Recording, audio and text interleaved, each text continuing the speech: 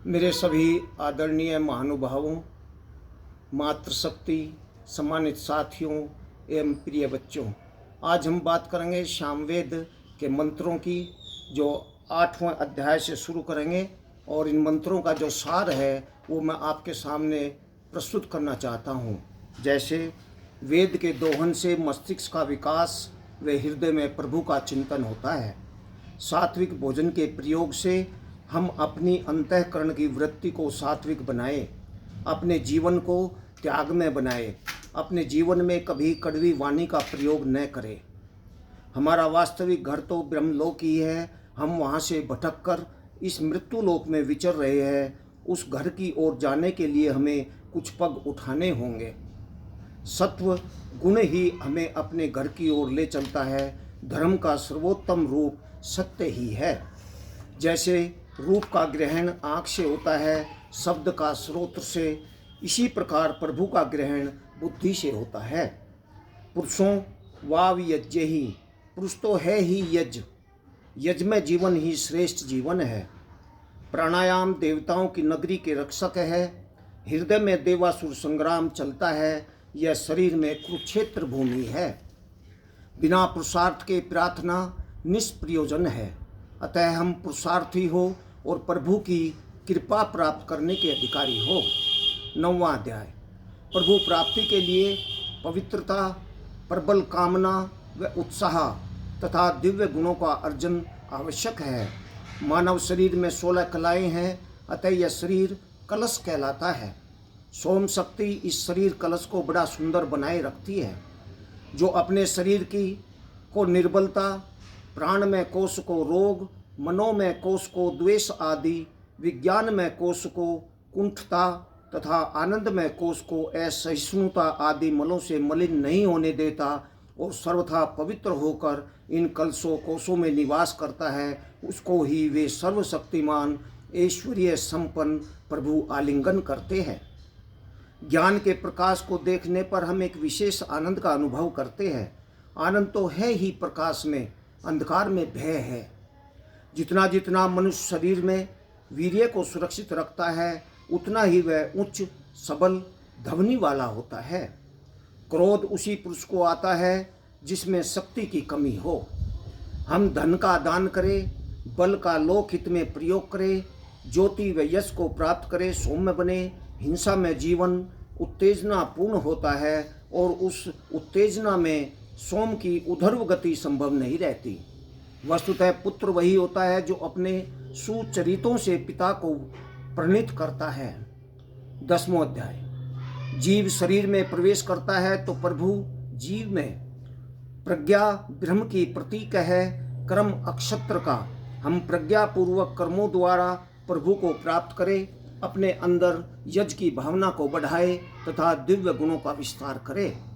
दया मानवता की सूचक है और कठोरता पशुता की। सबके दुखों का अपहरण करने वाला गति करता है, पंच यज्ञ न करने वाला चोर है। दूध के पान से मनुष्य का शरीर निरोग तो बनता ही है, परंतु साथ ही वह उत्तम गति वाला क्रियाशील भी रहता है। शहद उत्तम मस्तिष्क वाला बनाता है। पानी जो उसके शरीर में शुष्कता नहीं आने देता और शरीर को सदा चमकीला बनाए रखता है।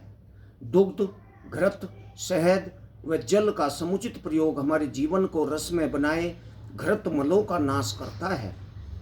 वेदाध्ययन के लाभ: पवित्रता, शुभ मार्ग से चलना, प्रभु के आनंद धाम को प्राप्त करना, सात्विक भोजन के सेवन की रुचि, मोक्ष प्राप्ति तथा असमय में मृत्यु का न होना। मनुष्य के 3 पग है: पवित्र बनना, दुर्गुणों का नाश करना और इंद्रियों का प्रत्याहरण करना। 11वां अध्याय।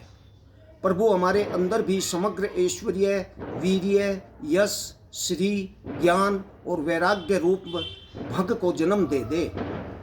दान शब्द के तीनों ही अर्थ है: देना, पापों का काटना और अपना शोधन।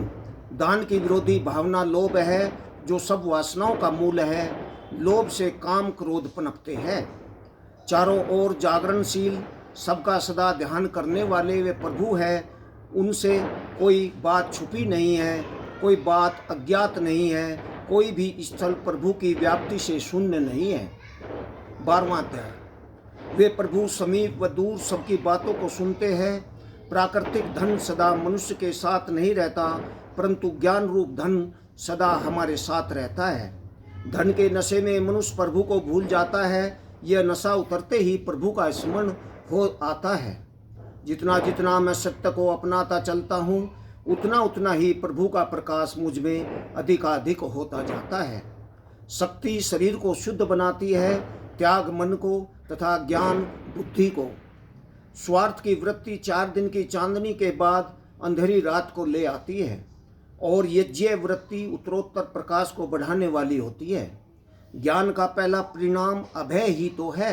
अतः न डरता हुआ और न डराता हुआ, न कुशामद करनी न करवानी। 13वां अध्याय।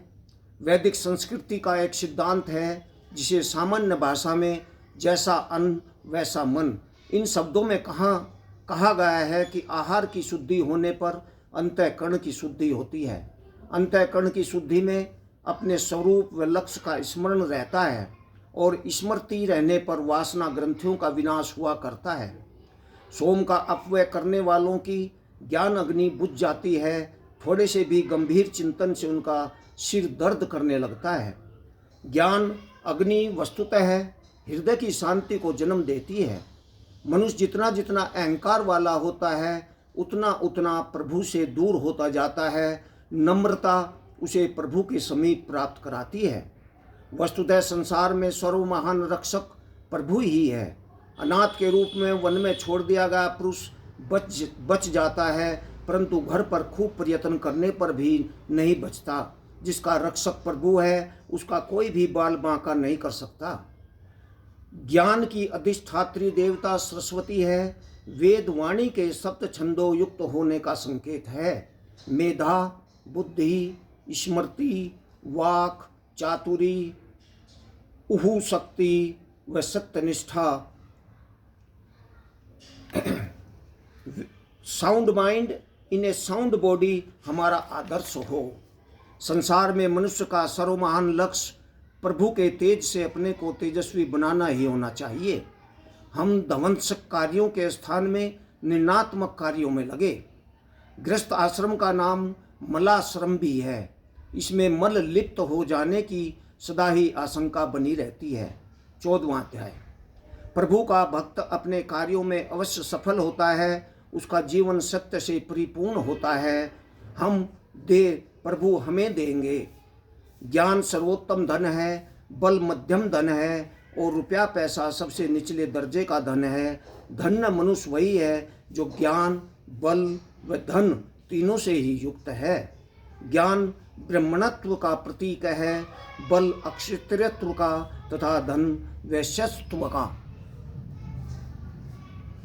15वां और 16वां अध्याय है। वे प्रभु ही अन्न में कोश में तेज को, प्राण में कोश को में वीर्य को, मनोमय कोश में ओज व बल को, विज्ञान में कोश में मनु को तथा आनंद में कोश में सहस को प्राप्त करा के एक सच्चे भक्त को आसुति बना डालते हैं। पशु पक्षियों के शरीर तो भोग निमात्र है। वे कर्म योनि न होने से स्वतंत्र वाले नहीं है। इस मानव शरीर में ही तू स्वतंत्रता पूर्वक कर्म कर सकता है। प्रभु की वेदवाणी अमृत वाणी है। यह न कभी मरती है न जीर्ण होती है। मस्तिष्क दीप्त, शरीर दृढ़ व विस्तृत, यही तो आदर्श मनुष्य का लक्षण है। दुलोक वृष्टि व प्रकाश से पृथ्वी को पवित्र करता है, और पृथ्वी अज आदि यज्ञ औषधियों को जन्म देकर यज्ञों द्वारा दुलोक को पवित्र करती है। दोनों एक दूसरे के पावक है। दूध और शहद ही सर्वोत्तम भोज्य द्रव्य है। ताजे दूध को तो अमृत कहा गया है। धन्यवाद।